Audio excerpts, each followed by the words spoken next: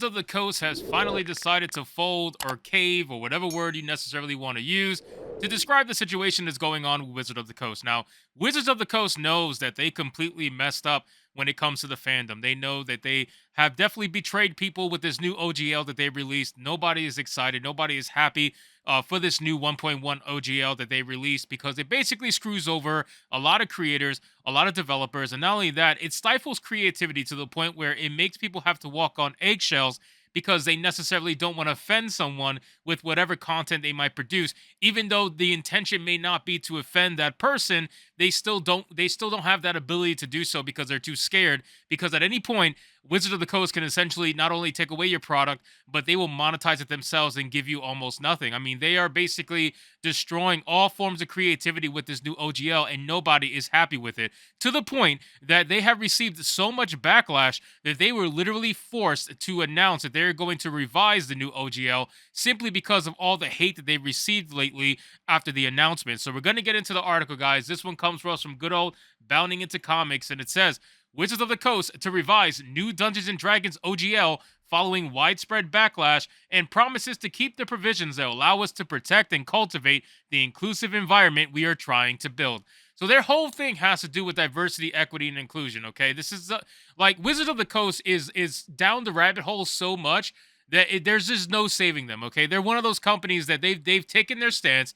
They know where they stand. Okay, they're not gonna, their minds are not gonna change. They're gonna stick to whatever it is they're gonna stick to. And in this scenario, they're sticking to wokeness essentially, right? So they're trying to double down and triple down on inclusivity and diversity and all that good nonsense, and trying to reduce hateful content. And honestly, I mean, maybe I'm ignorant to the situation, but I don't know of much ignorant content regarding D&D. Does anybody know of like super ignorant content regarding that? I really don't. Most of the stuff regarding D&D is pretty much just super nerd stuff. Like, I don't really see anybody producing quote unquote hateful content. But the problem with something like this is that it makes them the arbiters of truth, right? So it allows them to decipher what's good content, what's bad content, what's hateful, what's not. Who gives them the right to decide that? You know what I'm saying? They're not the arbiters of truth. They can't decide what's hateful and what's not, because hate is in the eye of the beholder. So somebody can mean absolutely nothing by what they're saying, but if you take offense, that makes it hateful. I don't really know. That seems like a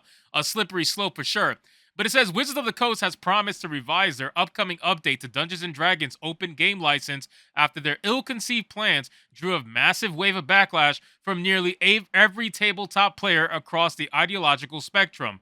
And it says, as previously reported, the original draft of D&D's OGL 1.1 update featured a number of controversial changes to the game's previous terms concerning players' ability to create content based on the tabletop classic free of charge, most notably by giving Wizards the right to halt publication of any material they deem blatantly racist, sexist, homophobic, transphobic, bigoted, or otherwise discriminatory, and a non-exclusive, perpetual, irrevocable, worldwide, sub-licensable, royalty-free license to all players' past and future derivative works.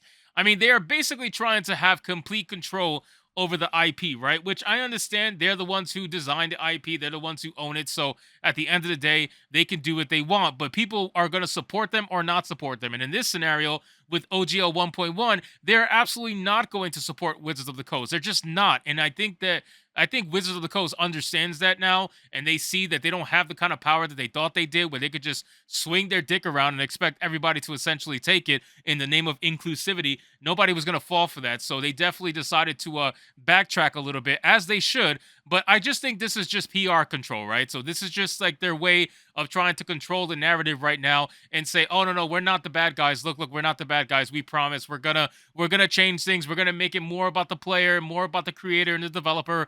We promise, guys. It's not just corporate greed."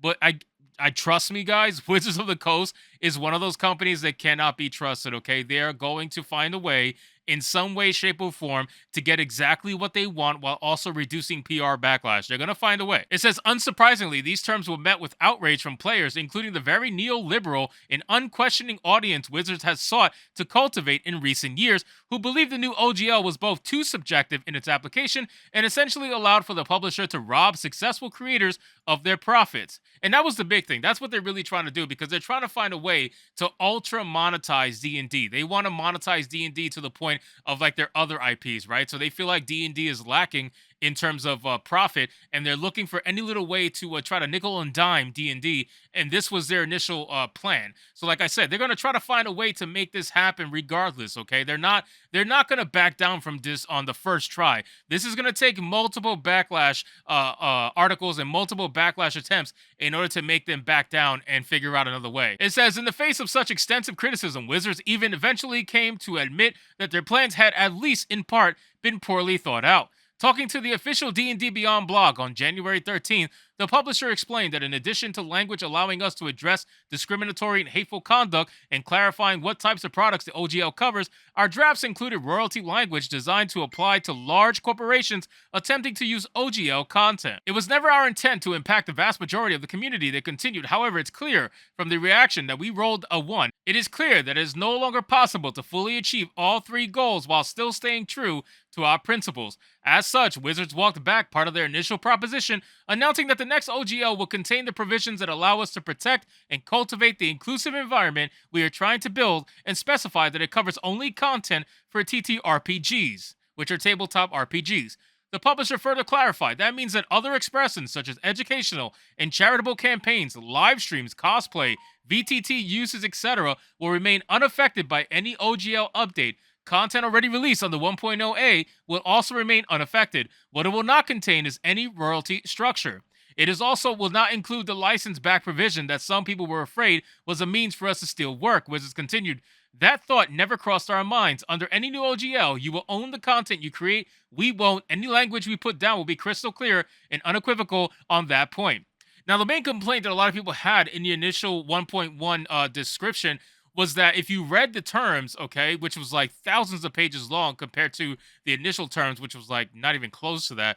If you read the terms, you realize that they made it seem, at least the way it sounded, legal speak, all that stuff, because legal speak is definitely not very specific. It's meant to be vague for a reason. But the way they made it sound was that they had basically the ability to take all your money from you, essentially, or a large portion of it. Whether or not you agreed to it or not, whether or not it was part of the actual agreement, it doesn't matter. They had unequivocal rights to do so. And that's what a lot of people had issue with, on top of the fact of the whole stifling creativity and allowing them to basically remove your content at any point without a word, just because they might be offended at something. It says the license back language was intended to protect us and our partners from creators who incorrectly allege that we steal their work simply because of coincidental similarities they detailed. As we continue to invest in the game that we love and move forward with partnerships in film, television, and digital games, that risk is simply too great to ignore, wrote Wizards. The new OGL will contain provisions to address that risk, but we will do it without a license back and without suggesting we have rights to the content you create. Your ideas and imagination are what makes the game special,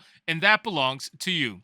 So like I said, guys, this sounds like a lot of PR speak that they're trying to do to try to lower any sort of backlash that they're going to be receiving over this. Obviously, it's going to continue to get worse for them because people just do not like this new OGL. And no matter what they do to try to rectify this situation, the fact that they even tried in the first place is going to get a lot of people's eyebrows raised. And nobody's going to trust Wizards of the Coast. They did it before. They sure as hell don't now. And it's going to take a lot of PR control and damage control for them to get back on the good graces of players and the good graces of developers and creators. So we'll see what happens with Wizards of the Coast and what they decide to do from here. But otherwise, I don't really trust them. So anyway, guys, thank you so much for watching this video. I hope you did enjoy it. If you did, consider leaving me a subscribe. I would greatly appreciate it. Don't forget to like the video, comment, let me know what you thought, and I'll see you guys on the next one.